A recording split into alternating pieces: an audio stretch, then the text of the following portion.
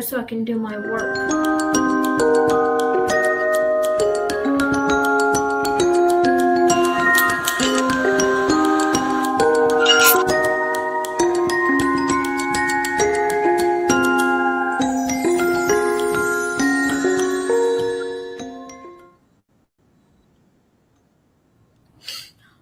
Good evening, everyone. Welcome back to Ghosting with Anya.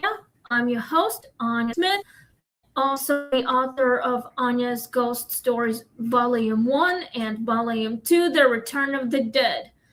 And I have my co-host here, my husband, as well. Yeah. And my little kitty, my little baby kitty. So we have a new story for you guys tonight. Anyway, sorry about that. My chair sometimes doesn't like to move, but okay. So today we had a great day. Well, like always, usually it's a good day. We have a new story for you all tonight. It is called The Birthday That Never Happened.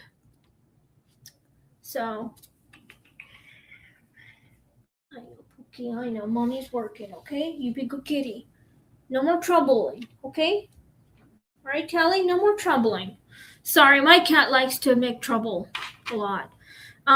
Okay, so... Ooh, careful, Kelly. Come on. There you go. Sorry, I had to move her so she won't make any messed up trouble stuff. So, anyway... Also, it is my stepdad's birthday. Sergey M. Sergey M., it's your daughter, Anya Smith. Well, stepdaughter, actually. Just want to say happy birthday if you're watching this. Anyway, yeah, so we just went for a walk. Well, we had dinner, got the dishes going, but, well, they're washing right now or drying or whatever. So, yeah, I went to North Omaha to a store called Ollie's. It's called Ollie's, okay? Ollies. Ollie's. What I found was the air fryer that Chris and I needed, so we finally got it. My friend Fearless Cummings actually got it for us. So Fearless, if you're watching this, we want to say thank you for buying the new air fryer for us. It felt good. I plugged it in after I got the air fryer out of the box.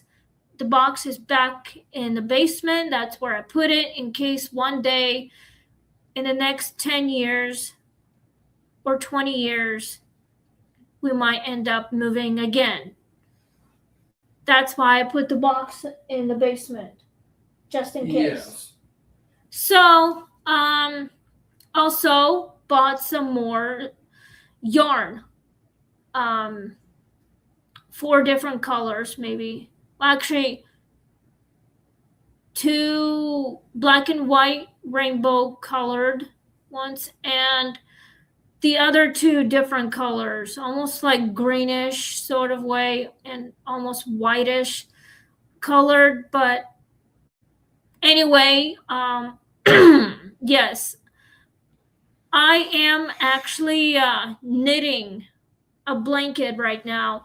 I am doing the knit one, purl one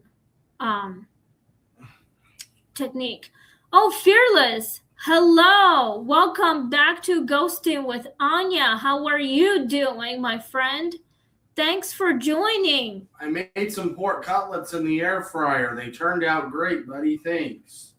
Yeah, like my husband said, he made pork cutlets and it turned out really good. Christopher says thank you. That's good. I'm glad you're doing okay. So Christopher says, thank you for the air fryer, and the pork cutlets turned out pretty good. So, he likes it. Well, we have a story, something to do with ghosts. Well, something to do with the birthdays. Wait. Okay, so yes, there is a story about birthdays. And yes, it's my stepdad's birthday.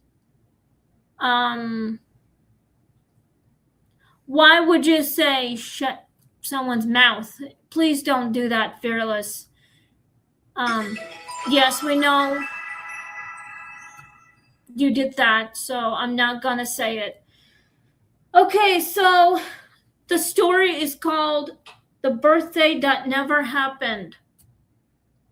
I know, but I just don't like what you just said. So, but I just want to say thank you, my friend, and Christopher is thanking you as well. Oh, the ghost. Okay, yeah, spirits do a lot of weird shit. Okay. So, yeah, we did did a lot of shit. So, got my phone bill taken care of. Christopher already paid for the rent. We went for a walk towards the library. Chris got a new library book, and he has to return it on the 22nd. So,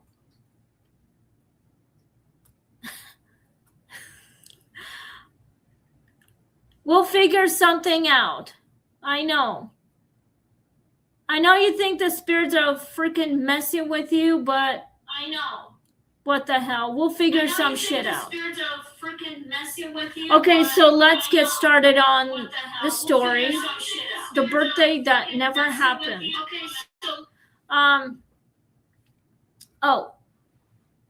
Christopher says they're eating my sandwiches.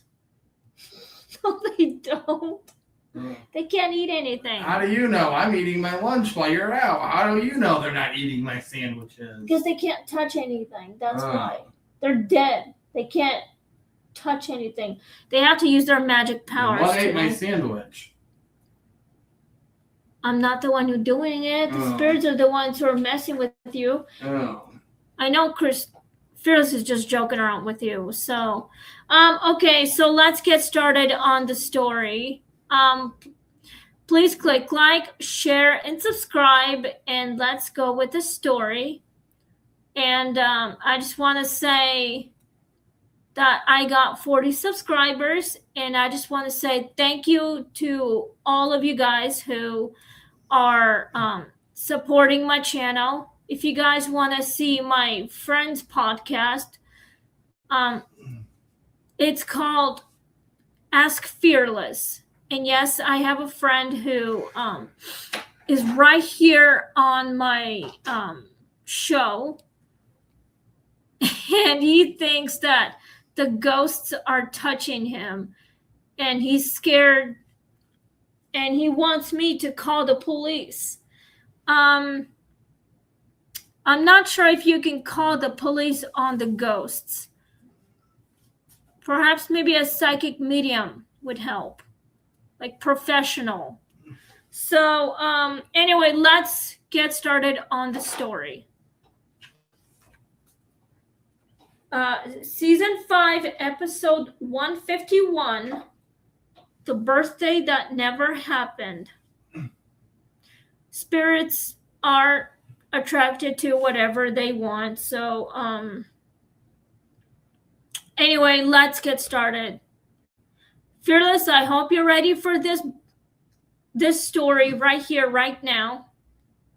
When Rachel agreed to help her aunt clear out the old house on Linden Street, she assumed the harvest part would be sorting through belongings. Dense with memory, the house had belonged to her late grandmother, who kept everything wrapped, gifts never opened, cards from relatives long gone, labeled cookie tins, full of string and buttons, and enough photo albums to make time feel physical. Rachel's cousin Ben came too, mostly to carry boxes and make jokes at the wrong times, while Aunt Doreen moved room to room with the careful distraction of someone trying not to stand still too long in grief. The first floor was difficult, but manageable. The upstairs back bedroom, however, stopped all three of them the moment they opened it. The room had been left almost untouched for years, painted in faded pink with paper streamers still taped in brittle loops near the ceiling. At the center sat a small table laid with paper plates, party hats, and a birthday cake made of plastic display foam. It looked less like stored decoration than an event paused in the middle of becoming real. This is kind of freaky. Fearless, I hope you know that this cannot be related to what you're thinking of. I mean, come on. I know you think spirits are trying to fucking mess with you. I know you're messing with me too. So, have you ever had paranormal experience with the spirits messing with your birthday parties? Like, literally. I mean, has anyone ever had that problem? I haven't had a birthday party since I was 18, so no. That is so true. Okay, Fearless. Tell me what happened to you with your birthday party with the paranormal stuff before I continue on the story. Just let me know what you think. Maybe he'd like to come on live and tell us about it. He might, but anyway, let's continue on the story. Rachel asked about it before she could think better of it. Doreen's face changed immediately. She explained that the room had once belonged to her younger sister Molly, who died as a child, only days before her 7th birthday. Their mother, Rachel's grandmother, had never fully cleared the room. Afterward, over the years, she told people she was saving things for the party in a tone that made relatives stop pressing. Doreen admitted that the family handled the loss badly, mostly by refusing to name how badly they handled it. No one actually held the birthday gathering, yet the decorations appeared and rewrapped over the years as if someone kept setting the room back to waiting. Ben, who had never heard the story in full, fell strangely silent. Rachel tried to stay practical. Grief preserves rooms in odd ways that should have been all. Yeah, this is kind of freaky. I mean, I've never had anything like that. So, I mean, if I were Rachel's Grams, I would tell Rachel everything about this birthday party that happened when a little girl named Molly had died, age of 7. So, I mean, I would investigate everything. I would know about it if I looked very hard and dig through the archives. But if I were Rachel, I would definitely do that. So, Fearless, would you ever want to do that if you knew something was wrong? Would you ever investigate anything like that? Go through archives and talk to people about any of shit like that? Let me know what you think. All you gotta do is leave me a comments down below. So, okay, yeah, you probably would. I would definitely help you figure out what it is.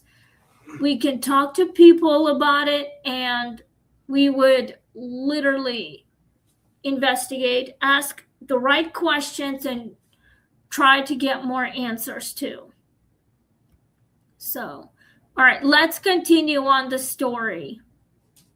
But that night, after Doreen and Ben left, Rachel stayed behind alone because someone needed to meet the estate buyer. In the morning, she slept in the downstairs den with every light she could justify. Leaving on just after midnight, she woke to music. It was faint at first, almost hidden beneath the old house. Creaks, but unmistakably merry in a small mechanical way. The tune of a toy music box or wind-up candle. Rachel lay still, listening as the music drifted down from the second floor. Then came another sound, one she could not dismiss as settling pipes or bad dreams. The quick, scattered patter of small feet running from one upstairs room to another, followed by a child's laugh, cut short too suddenly to be safe. Rachel sat up in bed and knew with that useless clarity fear sometimes grants that the noise was coming from Molly's room. I think this child named Molly, who was 7 years old and died very unexpectedly too young. So whatever Molly passed away from got her trapped inside the house in the same age that she was when she was still alive. Perhaps. We don't know what killed her. Perhaps some kind of illness. Whatever it was, we'll have to figure it out. So, if you had any children at that age, knew what was going to happen, and would you try to protect your child from paranormal stuff like that?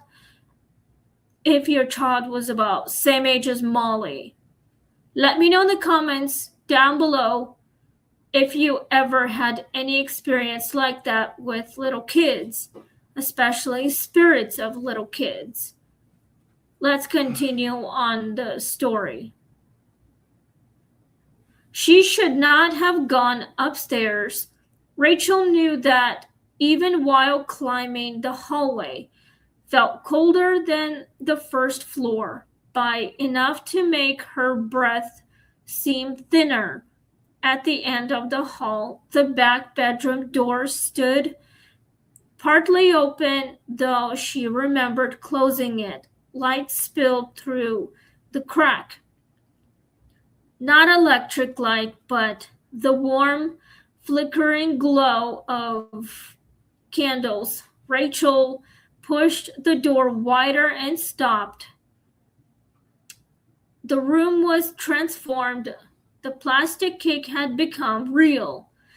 Iced pink iced in pink balloons strained against strings.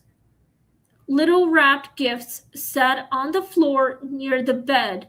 Around the table stood several children in old-fashioned party clothes, faces indistinct in the candlelight, all turned toward the center of the room, where a little girl in a pale dress and ribboned hair stood looking at the cake. Rachel could not see her face clearly. At first, only the terrible stillness of a child who should have been moving, laughing, touching things. Then the little girl turned and Rachel saw not delight but confusion. I think this child has no idea that she is a ghost, had died at age 7. Sure. So I think I'd feel it if I were sitting on a book. Would you please at least... It's just so sad that this child had died at the very young age, unexpectedly. We don't really know what really happened to this innocent child. I would personally want to know what really happened. How did she die? And how can I help her move on into the afterlife? Kids probably who died very suddenly, maybe in a crossfire or whatever, vanished somehow in a house fire. A lot of kids end up dead. Just like that, a lot of adults as well, teenagers. But yes, the kids are confused because they don't know that they are spirits. So if you were a child, would you want to know that you could see spirits? Would you ever handle that somehow?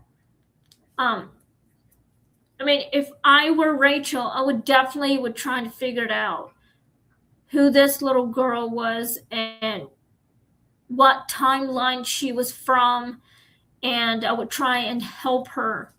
So, but yeah, I would definitely try.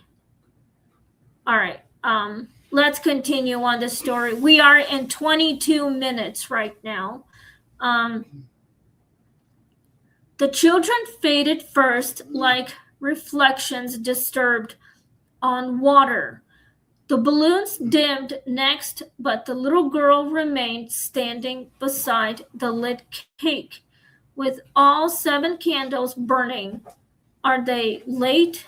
She asked in a voice so soft Rachel nearly answered automatically, as adults do with lost children.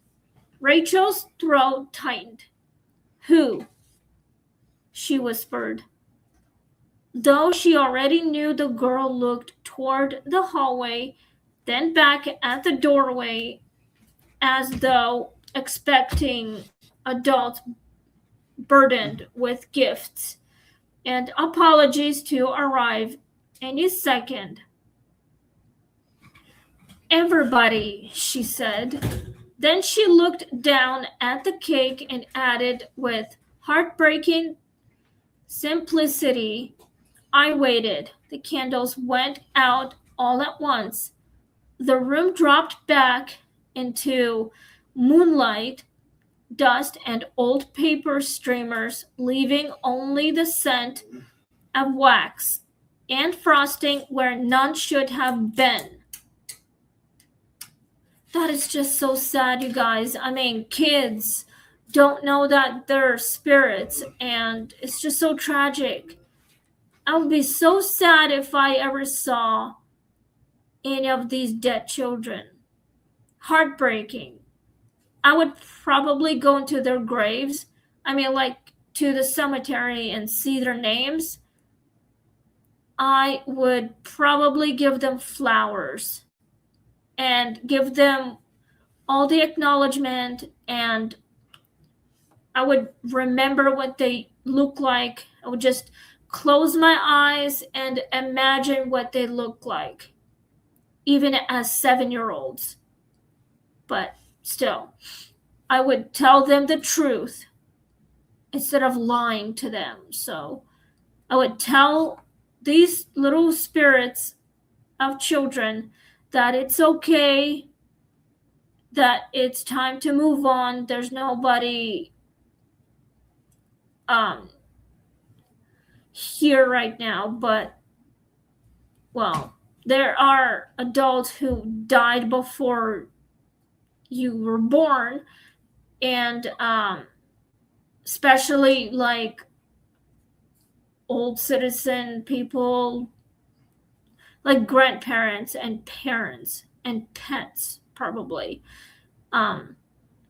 I would tell the spirits it's okay to go into the light. There's peace and love and all the protection they need. So, but yes, I probably would tell these ghosts. Anyway, I definitely would. All right, let's go and continue on the story. We're going to be done soon.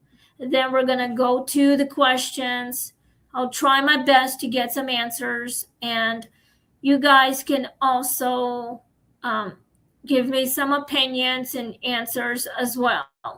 So let's continue on the story. And Fearless, you can help out as well if you wish to. The next morning, Rachel told Doreen everything.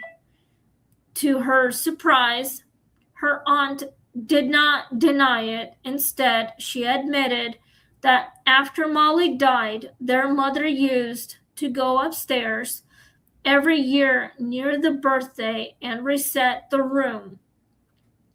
Convinced on some level that not holding the party had trapped something unfinished in the house, family members tried clearing it once years earlier, but the decorations reappeared over the next week. Party hats in drawers, streamers rehung, little paper plates back on the table. Doreen said she never knew whether their mother was unconsciously restoring it in her grief, or whether the room itself refused to progress past that absence. Ben wanted to burn everything. Doreen wanted to close the door and leave the house, unsold forever.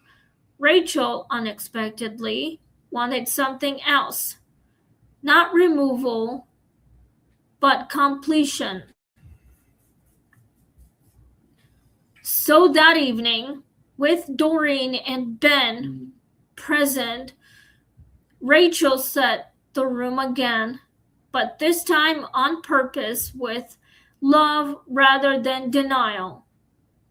They brought in a real cake, lit 7 candles, opened the curtains, and laid out one wrapped toy rabbit Ben bought from a pharmacy gift shelf on the way over. Doreen found an old birthday card their mother had never finished and signed it simply, "For Molly with love." Then the 3 of them stood awkwardly in the room, not knowing what one says to a dead child whose party is 50 years late. Rachel solved it by signing softly. Doreen joined halfway through the first line. Ben, embarrassed but crying, came in on the second. As the song ended, a breeze no window could explain moved through the room, and all 7 candles bent in the same direction toward the bed. Then a child's laugh sounded, once clear, bright, and no longer cut short. They sold the house that summer, but Molly's room no longer felt paused. The streamers did not reappear. The plastic cake was gone for good. Rachel still thinks about the difference between preservation grief and completing it. Once one keeps a room frozen, the other allows time to acknowledge what was missed and move away. Anyway, she does not know whether Molly's spirit left that night or simply stopped waiting in the hallway in the way the house understood. But every year on the date that would have been the birthday, Rachel lights one small candle wherever she is and lets it burn all the way down. Some celebrations, she learned, are not for joy alone. Some are for the children who stayed in place too long because the living could not bear to admit the party never began. This is so sad, you guys. I mean, how would anyone feel if they lost a child before their 7th birthday? I mean, if I ever had a child, I would make sure my child had a birthday. And every birthday after that, every year on the day my child was born. So, Fearless, I hope that your son has a wonderful birthday. Make sure he never misses his birthday. And I hope you protect Caden from anything that could happen one day in the future. But this story is just so freaking sad. And a 6-year-old who was about to turn 7 never had a chance to enjoy the birthday. This young child's name was Molly. She was 7, well, almost 7 years old, but her birthday never completed. So that's why she could not move on until someone completed that day for her for the next 50 years, apparently. So, but yeah, I think Rachel did the right thing. Ben did the right thing, and their aunt Doreen did the right thing because they were scared of something that would have happened in the past, or like perhaps it was Doreen's little sister Molly. She was only 7, but they were in denial. That's why they just couldn't let go of this past or something like that. I mean, a lot of parents are like that because they're afraid to let go of their children because they wanted to protect them, but they died unexpectedly. Especially adults, they also cannot let go. They want to know where the child was. They thought they lost their baby, but their baby actually lived for the next 50 or 60 years, somewhere around there. But a lot of parents don't know what's happening because they're in denial, they're confused, and they thought their children might still be really young children. I mean, for Molly, she never had a birthday after she died. I mean, she was about to have her birthday celebrated by the time she was like 7 years old. But then somehow she died unexpectedly. Maybe from some kind of illness.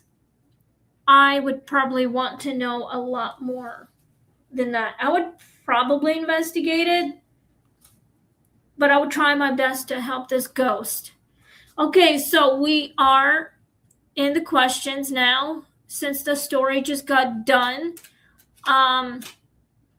So let's get to the questions. And Fearless, if you have any questions or answers, let me know in the comments down below and what you think of the story about this young girl named Molly, who was 7 years old, passed away at the very young age. So we've got 10 questions and hopefully 10 answers. I mean, you guys can help me out if you wish to. Just let me know what you think, and we'll try to get to the bottom of the story and all the answers, hopefully. So let's get started. Would you have gone upstairs after hearing the music and the laughter? I probably would, yes. Fears, same question for you. Would you have gone upstairs after hearing the music and laughter? Yes, I would go upstairs. He thinks no one is helping him. Well, nobody is. Well, I can't help you if I'm right here in our own house doing the podcast. If I were at your house right now without doing this story live streaming, I would have gone to your house right now and help you. I'm right here, Fearless. If you had a pendulum, you would have used it to help the spirits move on. Tell them who's boss. You gotta do something about it. It's the only advice I can give you. Try to figure it out. Get their stories. Find out everything you might want to know about these spirits. Listen to their stories and try to help them out. That's all I can do. So anyway, I hope you guys get this any sense to you with the story that I have done. So would you have gone upstairs after hearing the music and laughter? That's the question for all of you guys who are watching the show. Let me know if would you ever done this. For Chris and I, yes, we definitely would go upstairs and investigate it. It would be helpful if we talk to some people and get the story straight, go to archives and figure out who this child really was and see if we can help her. All right, let's go to number 2. What do you think Molly was really waiting for? That's a question for all of you guys. If this story makes any sense, including the questions. I think she was waiting for someone to notice her and celebrate her birthday that she never had a chance to when she was alive, apparently. But I would definitely help her out and try to get some answers. I would actually get Molly real birthday cake and light a candle for her, and I would remember her the way she was when she was alive and well, but we don't really know how Molly really died. So let's find out. I think she was waiting to complete her birthday celebration for her friends, maybe, and her family to lit the candle, perhaps, and wish her a happy birthday that she never had a chance to get whatever she wanted. Birthday that she never had a chance to. So, okay, let's go to number 3. Is this story more about a haunting or about grief? I'd say about grief. I think it's definitely about a grief, but yes. And you said cheese puffs. I'm grief. I just wanted to say cheese puffs. They sound good. We don't have any cheese puffs. Then I have to buy some. Yeah, probably. So, I think it's definitely grief. Whoever's watching this show, same question to you all. Is this story more about haunting or about grief? Let me know in the comments if this makes any sense to you all. I think it's about grief. I agree. This is definitely about a mother grieving of a 7-year-old who died like 50 years in the past, perhaps. Yes, I know, Fearless. I know you're mad, but that's okay.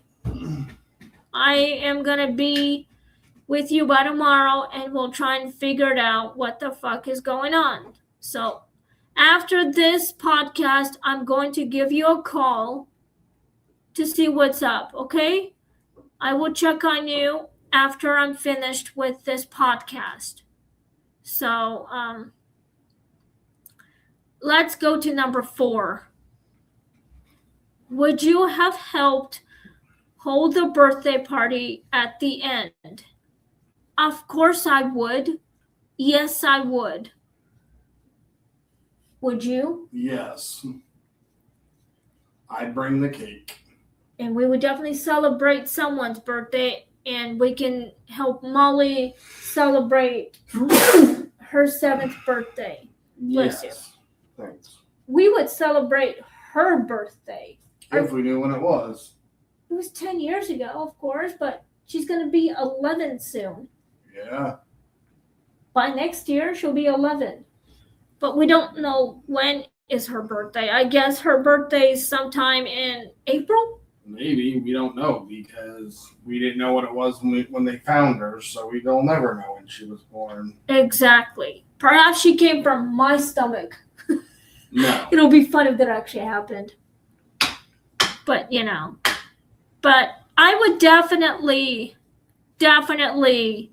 hold a birthday and invite everyone over to help celebrate Molly's birthday. So I'm asking the same question to you guys who are still here and watching my show. We are almost done here. Would you ever help a child to have a birthday even though this child has become a ghost? I'll bring him pizza, cake, and a soda. This would be fun if we ever did that. If I ever saw Molly's ghost, and yes, I would definitely help her. But I'll eat the ice cream on the way to the party. I probably would too, yeah. Let me know in the comments if you would help a spirit named Molly to hold a birthday for her, like a complete birthday. Would you invite all the children who died to Molly's birthday? Let me know what you think, and let me know if this would be a good idea if you ever saw this little girl named Molly. Let me know in the comments. All right, let's go to number 5. So we've got 5 questions left before I sign off. What unsettled you most? The transformed room or Molly's question? I'm thinking it's the room transforming. Like, literally. I mean, if you heard Molly's question, would it be scary? But I probably think that it would be the room. that would be unsettling, but sad at the same time. This child was waiting for her friends to show up. That never happened, so she died way too soon. So, but if it was Molly's question, I would answer, of course they did, even though we would lie about it. But the kids never did show up because this little girl had died at age 7 and decided not to age because the way she died. I mean, spirits, they don't age, okay? This is how they passed away, just because it was their time, I guess. Oh, my little kitty's looking out the window. That is so cute. I wish I could celebrate her birthday. We don't really know when our cat was born, so she's only 10 years old, and she loves birthdays, of course, and she loves making little troubles. But, we love her no matter what. Hi, kitty. You looking out the window? Yeah? Is it fun? You see something cute? Yeah? Okay. Yeah, I probably definitely would. So, all right, let's go to question 6.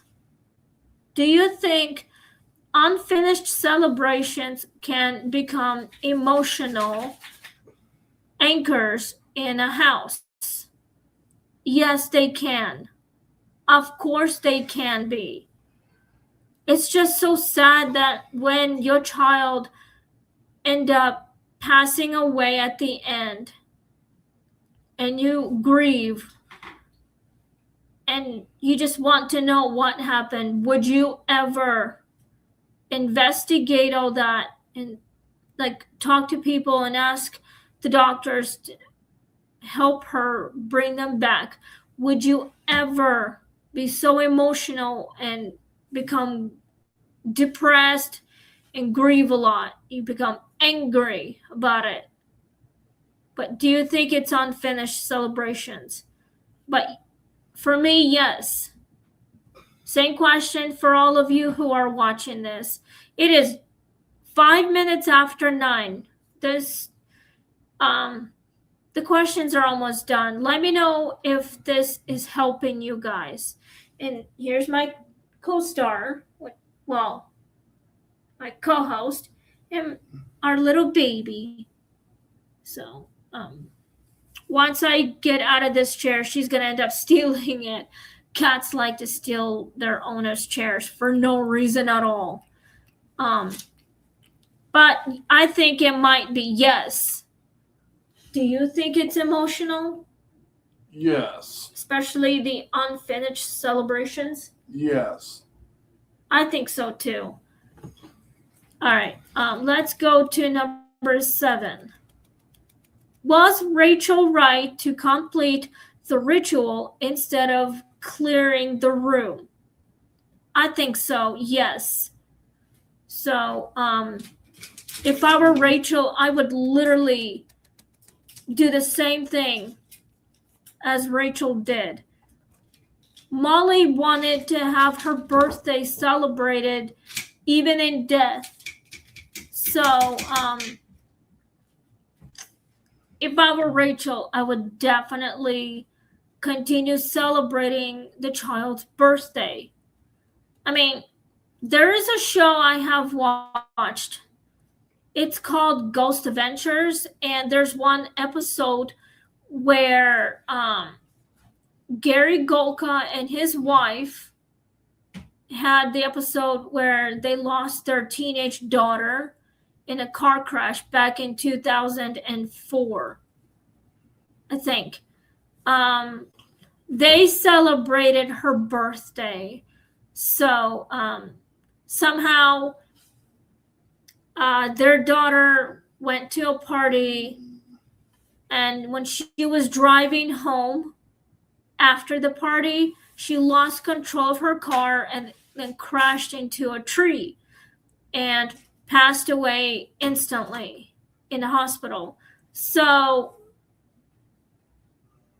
I think they also celebrated in February, which is Valentine's Day, which is on February 14th, I think.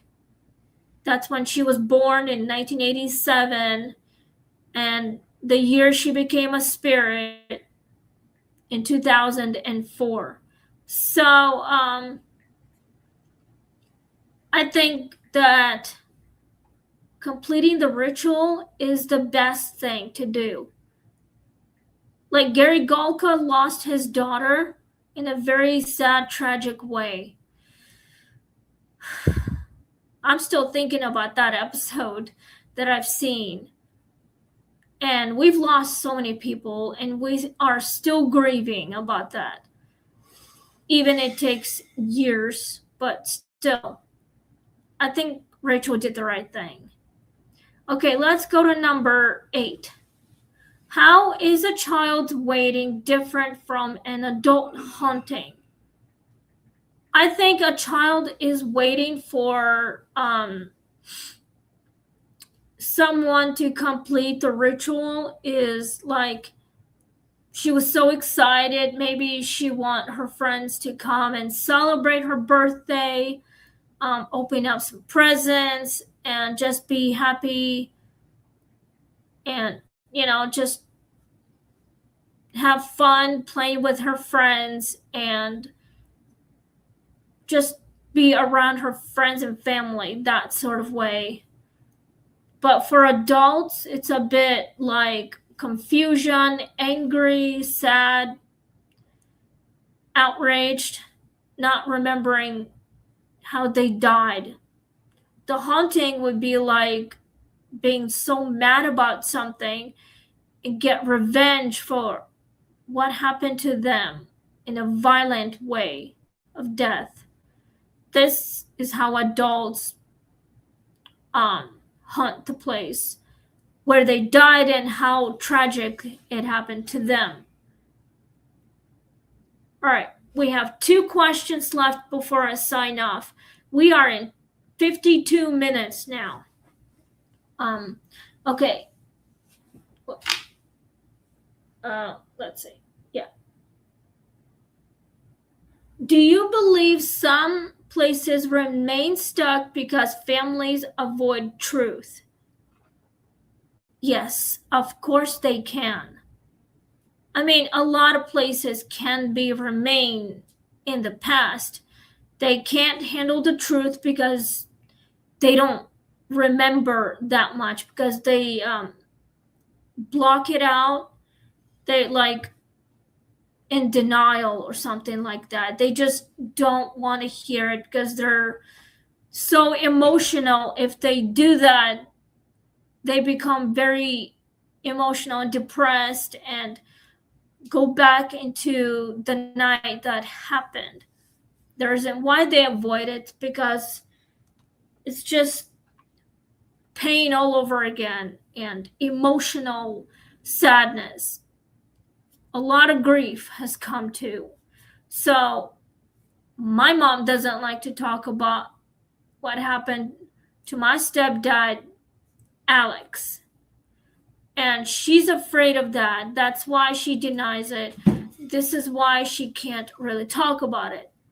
A lot of families are afraid to talk about it because it's too emotional for them. They just can't do it. And it just hurts too much with the grief and losing someone they love the most. When I was a little girl, I do also lost someone. I lost my grams, okay? Like literally, my mom's mom. She died when I was 2, and I never had any memories of her. I wish I went back in time to get to know her a lot more before she passed away. But I never had that chance, so I don't have any memories of my grandma and my grandpa. He died before I was even born. So a lot of places actually do have memories. They're a part of us, and it's part of history, and they're just stuck in that same place. It's like a time loop, and they just don't want the truth because they don't remember, or they just can't do it. They cannot handle this kind of pain, situation, and emotion of the loss of a 7-year-old child. I probably would have handled it a lot better if I was in that situation, if I was in that grief. All right, so we got one last question, and we are in 55 minutes right now. What would you have brought to Molly's birthday if you had been there? Cheese puffs. If she wanted that, but she would not know what they would look like. So I would probably give her another stuffed animal and a birthday cake maybe as well. I would probably give her the best birthday she would remember, like a picture of herself and her family. If she was my child, I would give her the best birthday ever and a picture of all of us celebrating her birthday. I would give her the best birthday That's ever, what I would give her. All of us celebrating her birthday. But yes. And maybe pizza, but I probably would too. But Molly, this little child, she would not know what pizza would be like. But for me, I would give her memories, like with a picture, like a scrap album book of her memories from the day she was born and the day we were celebrating her 7th birthday as well. So, like her baby book memory and when she was growing up, I would probably give her that. That's the best birthday I would give her. If she was still here, if I ever saw her, I would give her an album, pictures of her from the moment she was born all the way to her adulthood. That's what I would do if she was still alive. Okay, guys, we are out of time. So thank you guys for watching. And thank you, Fearless. I just want to say thank you for participating on this channel. Now it's time for me to sign off, and I'll be back by tomorrow night, same time as always, almost in 1 hour. The new story is called The Night Shift at the Diner. So this is the new story. I just want to say thank you and have a great night, and we'll see you on the next story, Ghosting with Anya, right here on YouTube. And stay safe. And whoever has a birthday in June, I wish you all a happy birthday, and may God bless you with more birthdays and all the celebrations, especially with family. So see you all next time on Ghosting with Anya, The Night Shift at the Diner. Thank you and good night. Please click like, share, and subscribe. Good night. Love you all. Bye.